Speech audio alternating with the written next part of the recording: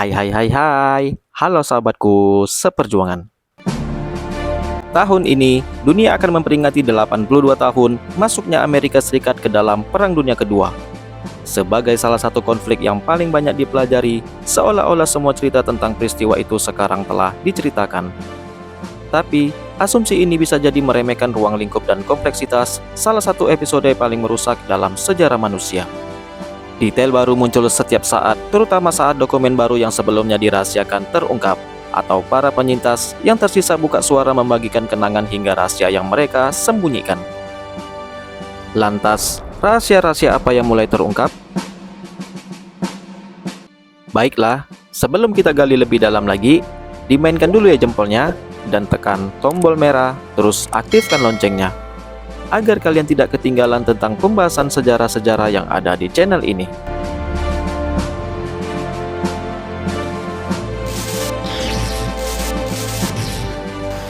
Salah satu kisah terbesar yang belum banyak diungkapkan berkaitan dengan kisah heroik oleh orang-orang Yahudi, yang jumlahnya tak terhitung selama Perang Dunia Kedua. Mereka nyatanya banyak bertugas baik di dalam militer Amerika Serikat, Inggris, maupun Rusia. Kontribusi vital para prajurit ini untuk upaya perang sekutu tetap banyak yang terkubur. Alasannya mulai dari mitos yang diterima secara umum bahwa banyak orang Yahudi menjadi korban selama Holocaust. Ada juga pandangan bahwa orang Yahudi yang tangguh dan kuat dalam berperang hanya ada di Israel saja. Di luar alasan itu, ternyata ada alasan lain yang lebih keji soal mengapa kisah-kisah ini belum terungkap. Salah satu contohnya adalah kisah unit luar biasa yang kurang dikenal yang disebut sebagai pasukan X atau X-Troop. Untuk mengetahui alasannya, mari kita kembali ke masa ke bulan Juni tahun 1942, ketika Jerman tampaknya tak terbendung di benua Eropa.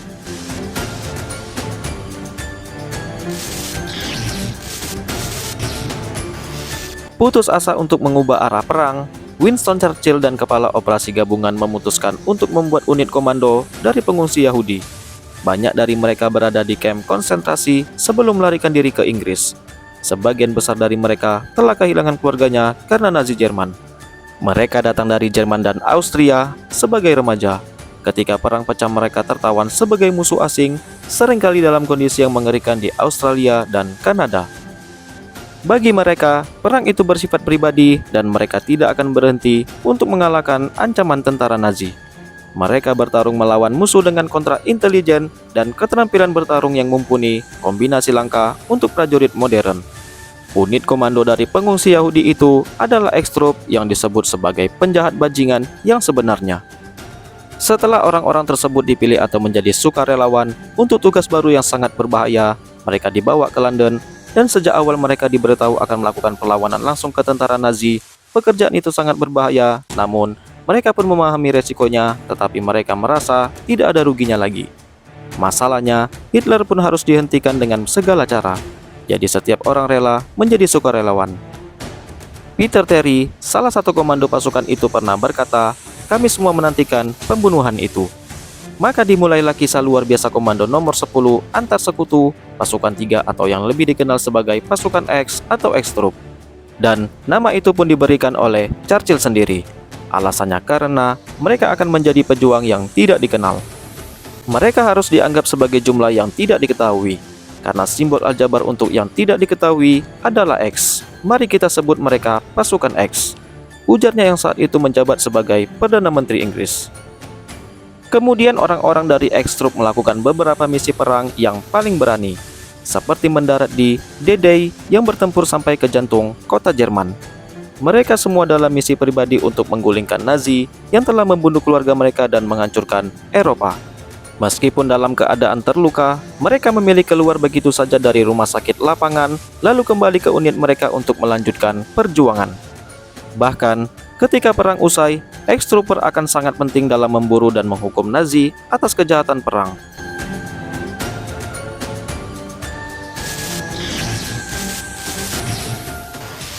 X-Trooper dalam penyamaran. Semua X-Troopers harus menjalani transformasi yang sangat luar biasa untuk beroperasi langsung di belakang garis musuh. Itu juga yang menjelaskan mengapa kisah mereka sebagian besar tidak terungkap sampai sekarang. mereka harus melepaskan kehidupan mereka sebelumnya sebagai pengungsi Yahudi dan berpura-pura bahwa mereka adalah orang Inggris terus-menerus. Hal itu sangat perlu karena sebagian orang Yahudi mereka akan langsung dibunuh jika ditangkap. Setelah diterima di Extrop, setiap orang diberi waktu beberapa menit untuk memilih nama baru yang terdengar seperti orang Inggris. Selanjutnya, mereka harus menghancurkan hubungan apapun dengan diri mereka yang lama, antara lain dengan membakar setiap surat dari rumah, membuang apapun dengan nama mereka yang asli, bahkan mereka harus mengarang cerita palsu tentang asal-usul Inggris mereka. Bagi mereka yang tewas dalam pertempuran, perubahan ini seringkali tetap permanen. Pasalnya, para pengungsi Yahudi ini mengukir nama Inggris palsu mereka di kalung militer, yang menunjukkan gereja Inggris, dan banyak dari mereka yang akhirnya dikubur di bawah salib. Begitu mereka memiliki nama dan identitas baru, Extroopers harus menjalani pelatihan brutal di Wales dan Skotlandia. Siang dan malam, mereka mendaki gunung di dataran tinggi dengan peralatan lengkap dan senjata. Ada juga pelatihan amunisi aktif, penskalaan tebing, pekerjaan penghancuran, dan terjun payung. Dengan pelatihan itu, orang-orang yang sebelumnya dihina sebagai pengungsi tanpa kewarganegaraan setelahnya muncul sebagai pasukan komando yang keras. Mereka lah yang akan terus memainkan peran penting dalam kekalahan Nazi.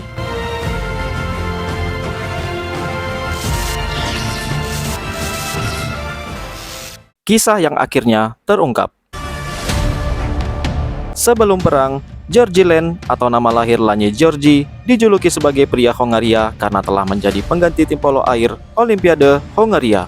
Sebagai ex-trooper, dia dikirim dalam misi rahasia ke Prancis pada minggu-minggu sebelum terjadinya The Day.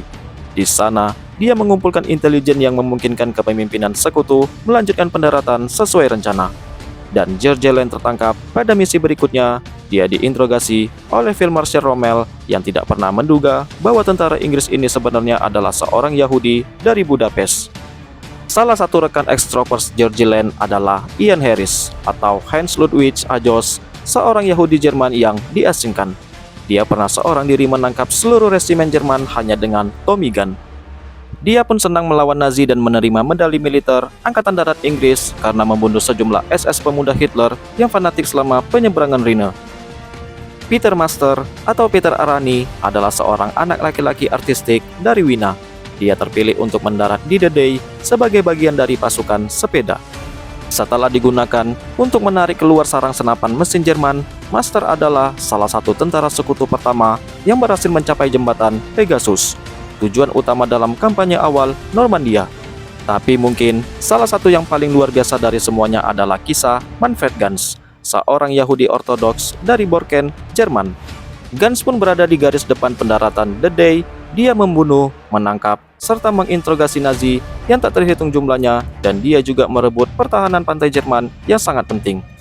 Ganz sendiri memiliki banyak luka yang mengancam nyawa di Normandia, namun berhasil bertahan hidup, dan dia juga berhasil bertempur di Jerman, Belgia, dan Belanda. Pada hari-hari memudarnya perang, ia memimpin sebuah jeep dan melaju menerobos neraka apokaliptik Nazi Jerman di kamp konsentrasi Theresienstadt. Di sini dia berhasil menyelamatkan orang tuanya sendiri.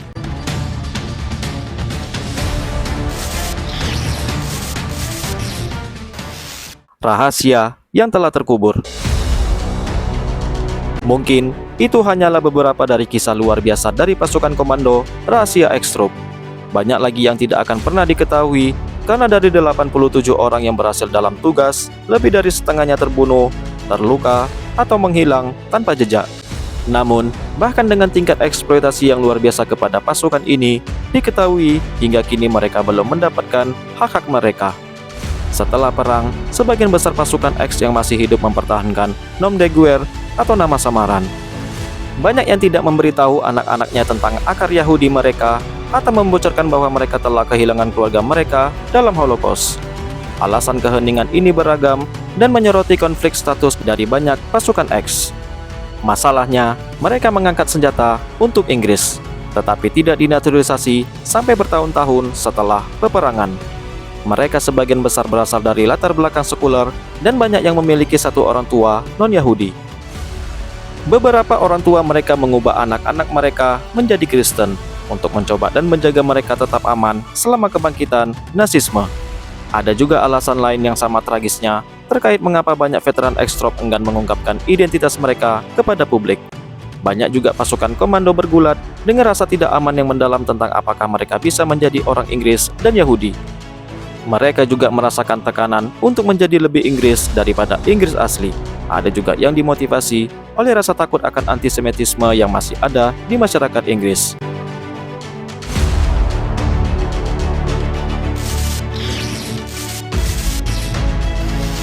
Baiklah, video kali ini cukup sampai di sini dulu ya. Sampai jumpa lagi di video selanjutnya yang pastinya tidak akan kalah menariknya.